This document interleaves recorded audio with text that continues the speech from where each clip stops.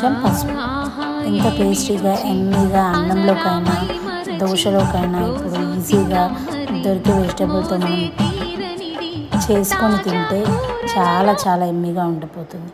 కొంచెం మెదగకపోతే కొన్ని వాటర్ కూడా యాడ్ చేసుకోవచ్చు. ఒక హాఫ్ గ్లాస్ వాటర్ యాడ్ చేసుకొని మళ్ళీ మెత్తగా గ్రైండ్ చేసుకొని ఒక సర్వింగ్ బౌల్లోకి తీసుకొని తినేయడమే. కావాలంటే మనం ఎక్స్ట్రాగా ఒక గిన్నెలో తీసుకొని ఆయిల్ మళ్ళీ పోపు కూడా వేసేసుకోవచ్చు. వీడియోలో చూపిస్తున్న విధంగా కొంచెం శనగపప్పు, మినపప్పు, జీలకర్ర, ఆవాలు అండ్ కరివేపాకు వేసేసుకొని